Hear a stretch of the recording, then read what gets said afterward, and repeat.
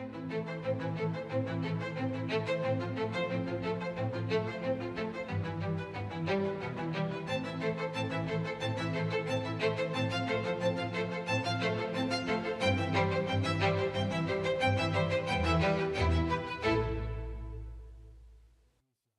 प्यारे देशवासियों, नमस्कार। मन की बात में एक बार फिर हमें जुड़ने का अवसर मिला है। आज का ये एपिसोड मुझे भावुक करने वाला है। मुझे बहुत सी पुरानी यादों से घेर रहा है। कारण ये है कि मन की बात की हमारी इस यात्रा को 10 साल पूरे हो रहे हैं। 10 साल पहले मन की बात का प्रारंभ 3 अक्टूबर को विजयादशमी के दिन हुआ था। और ये कितना पवित्र संयोग है कि इस साल 3 अक्टूबर को जब मन की बात के 10 वर्ष पूरे होंगे, तब नवरात्रि का पहला दिन होगा। मन की बात की इस लंबी यात्रा के कई ऐसे पड़ाव हैं जिन्हें मैं कभी भूल नहीं सकता। मन की बात के करोड़ों श्रोता हमारी इस यात्रा के ऐसे साथी हैं जिनका मुझे निरंतर सहयोग मिलता रहा। देश के कोने कोने से उन्होंने जानकारियां उपलब्ध कराई।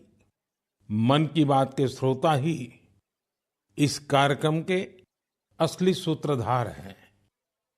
आमतौर पर एक धारणा ऐसी घर कर गई है कि जब तक चटपटी बातें न हो, नकारात्मक बातें न हो, तब तक उसको ज्यादा तवज्जो नहीं मिलती है।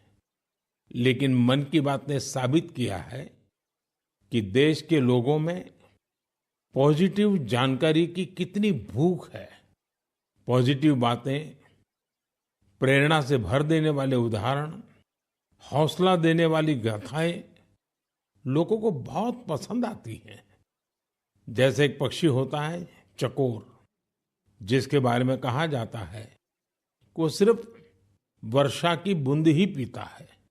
मन की बात में हमने देखा कि लोग भी चकोर पक्षी की तरह देश की उपलब्धियों को, लोगों की सामूहिक उपलब्धियों को कितने गर्व से सुनते हैं।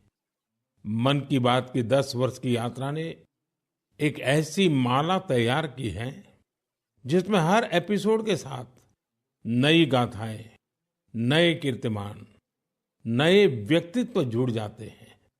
हमारे समाज में सामूहिकता की भावना के साथ जो भी काम हो रहा हो, उन्हें मन की बात के द्वारा सम्मान मिलता है।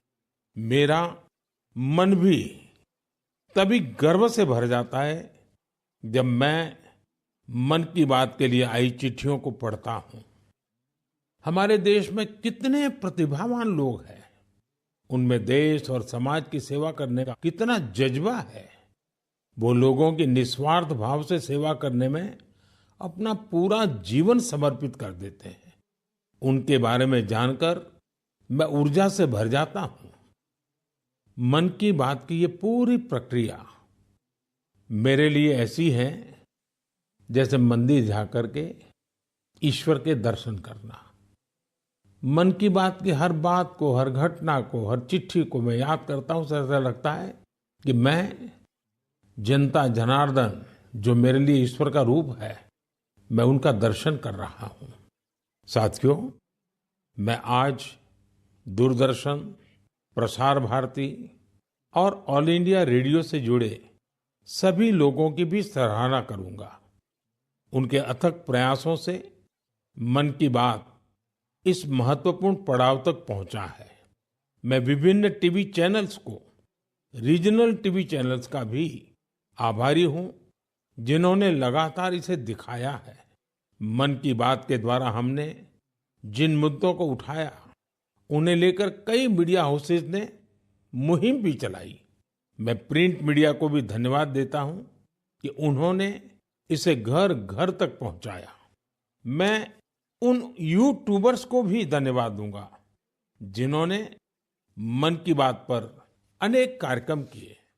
इस कार्यक्रम को देश की 22 भाषाओं के साथ 12 विदेशी भाषाओं में भी सुना जा सकता है।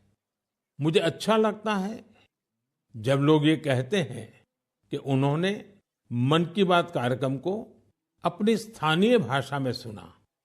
आप में से बहुत से लोगों को ये पता होगा कि मन की बात कार्यक्रम पर आधारित एक क्विज कंपटीशन भी चल रहा है, जिसमें कोई भी व्यक्ति हिस्सा ले सकता है। mygov.in पर जाकर आप इस कंपटीशन में हिस्सा ले सकते हैं और इनाम भी जीत सकते हैं। आज इस महत्वपूर्ण पड़ाव पर मैं एक बार फिर आप सबसे आशीर्वाद मांगता हूं। पवित्र मन और पूर्ण समर्पण भाव से मैं इसी तरह भारत के लोगों की महानता के गीत गाता रहूं। देश की सामूहिक शक्ति को हम सब इसी तरह सेलिब्रेट करते रहें, यही मेरी ईश्वर से प्रार्थना है, जनता जनार्दन से प्रार्थना है। मेरे प्यारे देशवासियों, पिछले कुछ सप्ताह से देश के अलग अलग हिस्सों में जबरदस्त बारिश हो रही है। बारिश का ये मौसम हमें याद दिलाता है कि जल संरक्षण कितना जरूरी है, पानी बचाना कितना जरूरी है।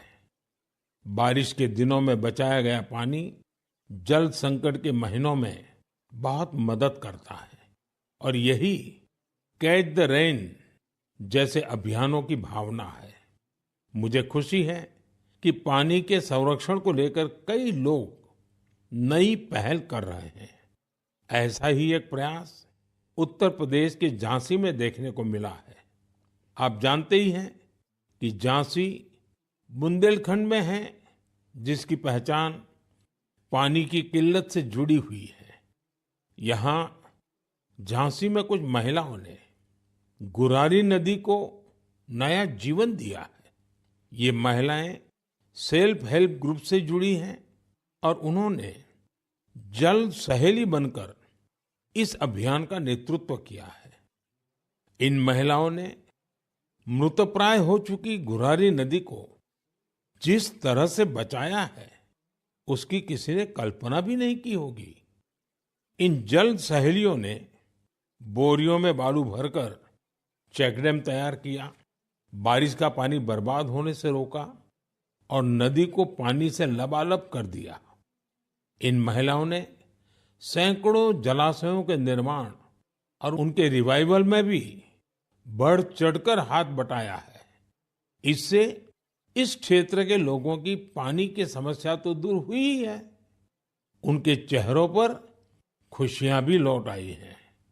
साथियों, कहीं नारी शक्ति जल शक्ति को बढ़ाती है, तो कहीं जल शक्ति भी नारी शक्ति को मजबूत करती है। मुझे मध्य प्रदेश के 2 बड़े ही प्रेरणादायी प्रयासों की जानकारी मिली है। यहाँ डिंडोरी के रायपुरा गांव में एक बड़े तालाब के निर्माण से भूजल स्तर काफी बढ़ गया है। इसका फायदा इस गांव की महिलाओं को मिला। यहाँ शारदा आजीविका स्वयं सहायता समूह, इससे जुड़ी महिलाओं को मछली पालन का नया व्यवसाय भी मिल गया। इन महिलाओं ने फिश पार्लर भी शुरू किया है, जहां होने वाली मछलियों की बिक्री से उनकी आय भी बढ़ रही है। मध्य प्रदेश के छतरपुर में भी महिलाओं का प्रयास बहुत सराहनीय है। यहाँ के खौब गांव का बड़ा तालाब जब सूखने लगा, तो महिलाओं ने इसे पुनर्जीवित करने का बीड़ा उठाया। हरी बगिया स्वयं सहायता समूह की इन महिलाओं ने तालाब से बड़ी मात्रा में गाद निकाली। तालाब से जो गाद निकली, उसका उपयोग उन्होंने बंजर जमीन पर फ्रूट फॉरेस्ट तैयार करने के लिए किया। इन महिलाओं की मेहनत से न सिर्फ तालाब में खूब पानी भर गया, बल्कि फसलों की उपज भी काफी बढ़ी है। देश के कोने कोने में हो रहे जल संरक्षण के ऐसे प्रयास पानी के संकट से निपटने में बहुत मददगार साबित होने वाले हैं। मुझे पूरा भरोसा है कि आप भी अपने आसपास हो रहे ऐसे प्रयासों से जरूर जुड़ेंगे। मेरे प्यारे देशवासियों, उत्तराखंड के उत्तरकाशी में एक सीमावर्ती गांव है जाला। यहाँ के युवाओं ने अपने गांव को स्वच्छ रखने के लिए एक खास पहल शुरू की है। वे अपने गांव में धन्यवाद प्रकृति या कहें थैंक यू नेचर अभियान चला रहे हैं। इसके तहत गांव में रोजाना 2 घंटे सफाई की जाती है। गांव की गलियों में बिखरे हुए कूड़े को समेटकर उसे गांव के बाहर तय जगह पर डाला जाता है। इससे जाला गांव भी स्वच्छ हो रहा है और लोग जागरूक भी हो रहे हैं। आप सोचिए, अगर ऐसे ही हर गांव, हर गली, हर मोहल्ला अपने यहाँ ऐसा ही थैंक यू अभियान शुरू कर दें तो कितना बड़ा परिवर्तन आ सकता है। साथियों, स्वच्छता को लेकर पुडुचेरी के समुद्र तट पर भी जबरदस्त मुहिम चलाई जा रही है। यहाँ रम्या जी नाम की महिला माहे म्युनिसिपैलिटी और इसके आसपास के क्षेत्र के युवाओं की एक टीम का नेतृत्व कर रही है। इस टीम के लोग अपने प्रयासों से माहे एरिया और खासकर वहां के बीचेस को पूरी तरह साफ सुथरा बना रहे हैं। साथियों, मैंने यहाँ सिर्फ 2 प्रयासों की चर्चा की है, लेकिन हम आसपास देखें तो पाएंगे कि देश के हर किस हिस्से में स्वच्छता को लेकर कोई न कोई अनोखा प्रयास जरूर चल रहा है। कुछ ही दिन बाद आने वाले 2 अक्टूबर को स्वच्छ भारत मिशन के 10 साल पूरे हो रहे हैं। ये अवसर उन लोगों के अभिनंदन का है जिन्होंने इसे भारतीय इतिहास का इतना बड़ा जन आंदोलन बना दिया। ये महात्मा गांधी जी को भी सच्ची श्रद्धांजलि है, जो जीवन पर्यंत इस उद्देश्य के लिए समर्पित रहे। साथियों, आज ये स्वच्छ भारत मिशन की ही सफलता है कि वेस्ट टू वेल्थ का मंत्र लोगों में लोकप्रिय हो रहा है। लोग रिड्यूस, रीयूज और रिसाइकल पर बात करने लगे हैं, उसके उदाहरण देने लगे हैं। अब जैसे मुझे केरला में कोझिकोड में एक शानदार प्रयास के बारे में पता चला। यहाँ 74 ईयर के सुब्रमण्यम जी 23,000 से अधिक कुर्सियों की मरम्मत करके उन्हें दोबारा काम लायक बना चुके हैं। लोग तो उन्हें रिड्यूस, रीयूज और रिसाइकल यानी RRR चैंपियन भी कहते हैं। उनके इन अनूठे प्रयासों को कोझिकोड सिविल स्टेशन, पीडब्ल्यूडी और LIC के दफ्तरों में देखा जा सकता है। साथियों, स्वच्छता को लेकर जारी अभियान से हमें ज्यादा से ज्यादा लोगों को जोड़ना है। और ये अभियान किसी एक दिन का, एक साल का नहीं होता है। ये युगों युगों तक निरंतर करने वाला काम है। ये जब तक हमारा स्वभाव बन जाए स्वच्छता, तब तक करने का काम है। मेरा आप सबसे आग्रह है कि आप भी अपने परिवार, दोस्तों, पड़ोसियों या सहकर्मियों के साथ मिलकर स्वच्छता अभियान में हिस्सा जरूर लें। मैं एक बार फिर स्वच्छ भारत मिशन की सफलता पर आप सभी को बधाई देता हूं। मेरे प्यारे देशवासियों, हम सभी को अपनी विरासत पर बहुत गर्व है और मैं तो हमेशा कहता हूं, विकास भी, विरासत भी। यही वजह है कि मुझे हाल की अपनी अमेरिका यात्रा के एक खास पहलू को लेकर बहुत सारे संदेश मिल रहे हैं। एक बार फिर हमारी प्राचीन कलाकृतियों की वापसी को लेकर बहुत चर्चा हो रही है। मैं इसे लेकर आप सबकी भावनाओं को समझ सकता हूं और मन की बात के श्रोताओं को भी इस बारे में बताना चाहता हूं। साथियों, अमेरिका की मेरी यात्रा के दौरान अमेरिकी सरकार ने भारत को करीब 300 प्राचीन कलाकृतियों को वापस लौटाया है। अमेरिका के राष्ट्रपति बाइडेन ने पूरा अपनापन दिखाते हुए डेलावेयर के अपने निजी आवास में इनमें से कुछ कलाकृतियों को मुझे दिखाया। लौटाई गई कलाकृतियां टेराकोटा, स्टोन, हाथी के दांत, लकड़ी, तांबा और कांसे जैसी चीजों से बनी हुई है। इनमें से कई तो 4000 साल पुरानी है। 4000 साल पुरानी कलाकृतियों से लेकर 19वीं सदी तक की कलाकृतियों को अमेरिका ने वापस किया है। इनमें फूलदान, देवी देवताओं की टेराकोटा पट्टिकाएं, जैन तीर्थंकरों की प्रतिमाओं के अलावा भगवान बुद्ध और भगवान श्री कृष्ण की मूर्तियां भी शामिल हैं। लौटाई गई चीजों में पशुओं की कई आकृतियां भी हैं। पुरुष और महिलाओं की आकृतियों वाली जम्मू कश्मीर की टेराकोटा टाइल्स तो बेहद ही दिलचस्प है। इनमें कांसे से बनी भगवान श्री गणेश जी की प्रतिमाएं भी हैं, जो दक्षिण भारत की हैं।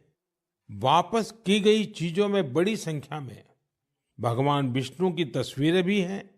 ये मुख्य रूप से उत्तर और दक्षिण भारत से जुड़ी हैं।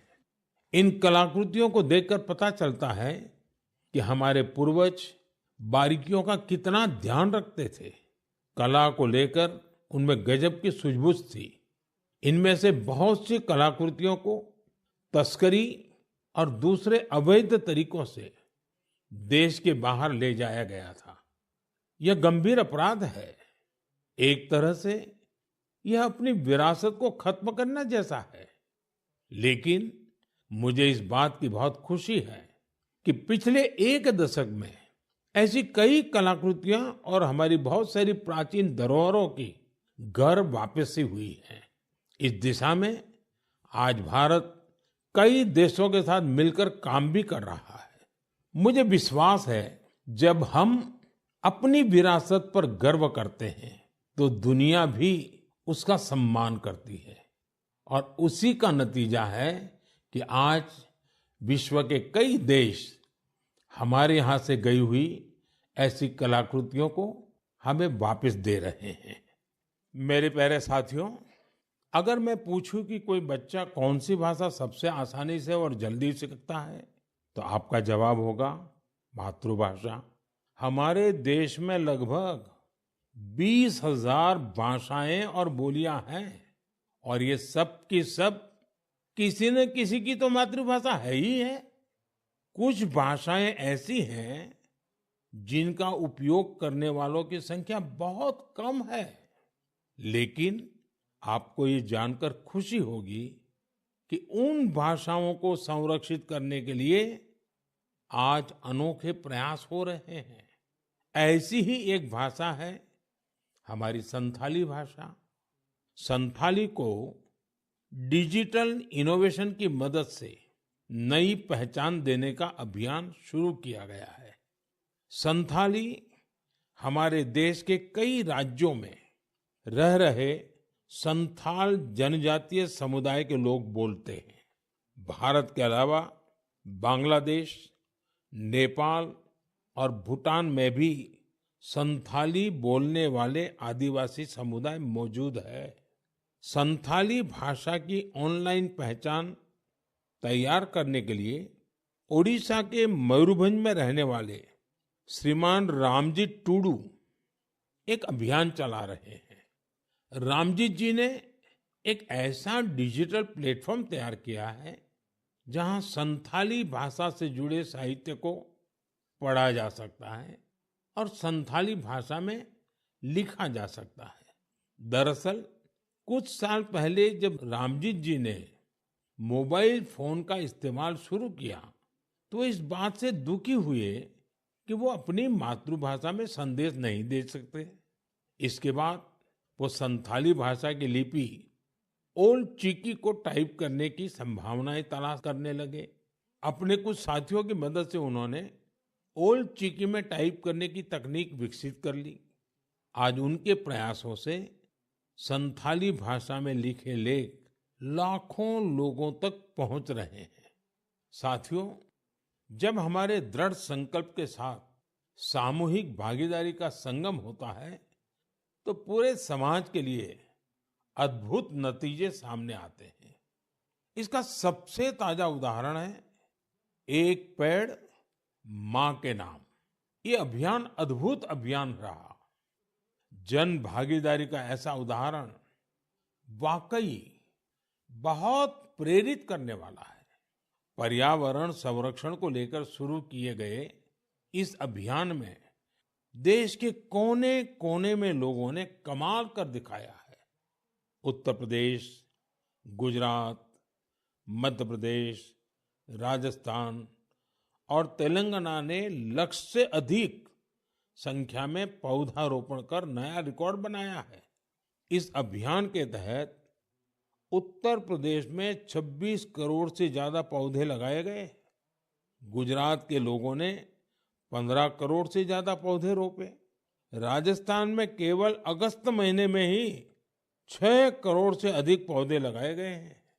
देश के हजारों स्कूल भी इस अभियान में जोर शोर से हिस्सा ले रहे हैं। साथियों, हमारे देश में पेड़ लगाने के अभियान से जुड़े कितने ही उदाहरण सामने आते रहे हैं। ऐसा ही एक उदाहरण है तेलंगाना के एन राजशेखर जी का।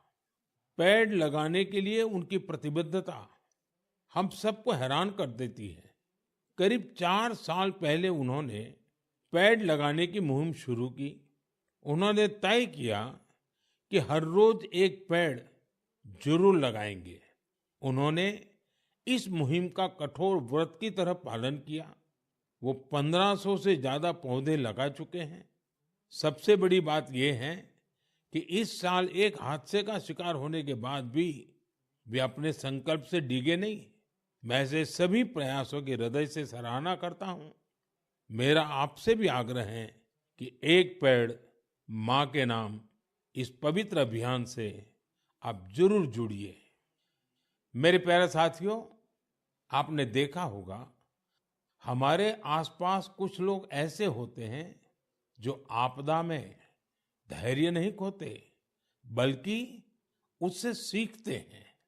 ऐसी ही एक महिला है सुभाश्री, जिन्होंने अपने प्रयास से दुर्लभ और बहुत उपयोगी जड़ी बूटियों का एक अद्भुत बगीचा तैयार किया है। वो तमिलनाडु के मदुराई की रहने वाली हैं। वैसे तो पेशे से वो एक टीचर है, लेकिन औषधीय वनस्पतियां, मेडिकल हर्ब्स के प्रति उन्हें गहरा लगाव है। उनका ये लगाव 80 के दशक में तब शुरू हुआ जब एक बार उनके पिता को जहरीले सांप ने काट लिया। तब पारंपरिक जड़ी बूटियों ने उनके पिता की सेहत सुधारने में काफी मदद की थी। इस घटना के बाद उन्होंने पारंपरिक औषधियों और जड़ी बूटियों की खोज शुरू की। आज मदुराई के वेरीचियूर गांव में उनका अनोखा हर्बल गार्डन है, जिसमें 500 से ज्यादा दुर्लभ औषधीय पौधे हैं। अपने इस बगीचे को तैयार करने के लिए उन्होंने कड़ी मेहनत की है।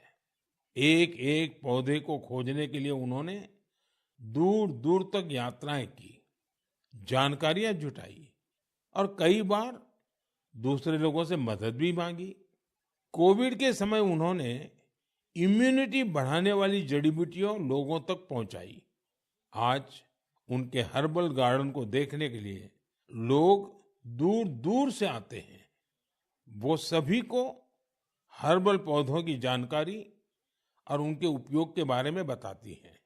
सुभाश्री हमारी उस पारंपरिक विरासत को आगे बढ़ा रही हैं, जो सैकड़ों वर्षों से हमारी संस्कृति का हिस्सा है। उनका हर्बल गार्डन हमारे अतीत को भविष्य से जोड़ता है।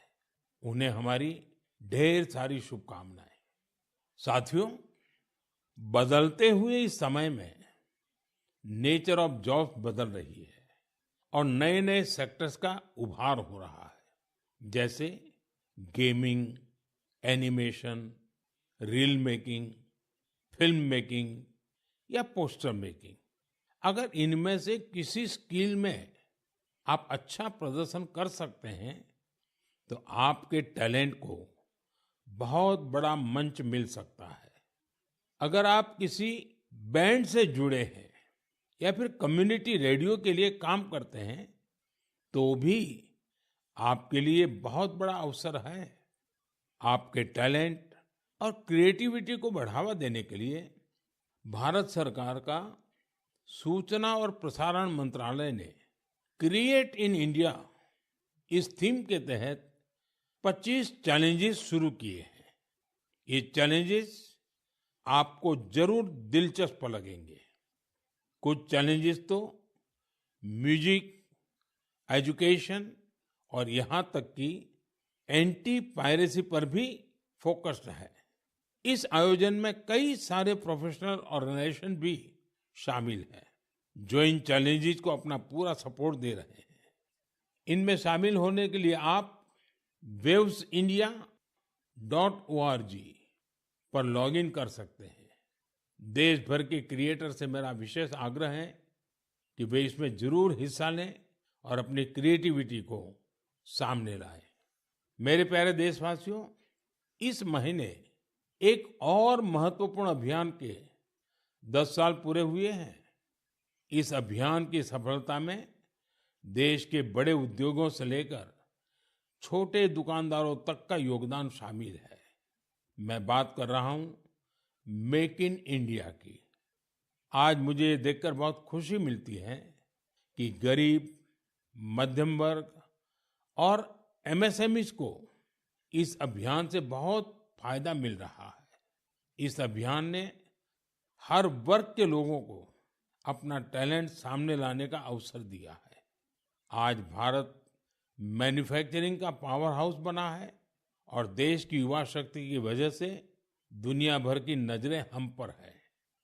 ऑटोमोबाइल्स हो, टेक्सटाइल्स हो, एविएशन हो, इलेक्ट्रॉनिक्स हो या फिर डिफेंस, हर सेक्टर में देश का एक्सपोर्ट लगातार बढ़ रहा है।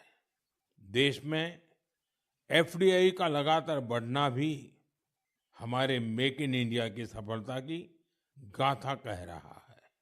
अब हम मुख्य रूप से 2 चीजों पर फोकस कर रहे हैं। पहली है क्वालिटी, यानी हमारे देश में बनी चीजें ग्लोबल स्टैंडर्ड की हों। दूसरी है वोकल फॉर लोकल, यानी स्थानीय चीजों को ज्यादा से ज्यादा बढ़ावा मिले। मन की बात में हमने hashtag my product my pride की भी चर्चा की है। लोकल प्रोडक्ट को बढ़ावा देने से देश के लोगों को किस तरह से फायदा होता है, इसे एक उदाहरण से समझा जा सकता है। महाराष्ट्र के भंडारा जिले में टेक्सटाइल की एक पुरानी परंपरा है, Bhandara tussar silk handloom. Tussar silk अपने डिजाइन, रंग और मजबूती के लिए जानी जाती है। भंडारा के कुछ हिस्सों में 50 से भी अधिक सेल्फ हेल्प ग्रुप इसे संरक्षित करने का काम में जुटे हैं। इनमें महिलाओं की बहुत बड़ी भागीदारी है। यह सिल्क तेजी से लोकप्रिय हो रही है और स्थानीय समुदायों को सशक्त बना रही है। और यही तो मेक इन इंडिया की स्पिरिट है। साथियों, त्योहारों के इस मौसम में आप फिर से अपना पुराना संकल्प भी जरूर दोहराइए। कुछ भी खरीदेंगे वो मेड इन इंडिया ही होना चाहिए। कुछ भी गिफ्ट देंगे वो भी मेड इन इंडिया ही होना चाहिए।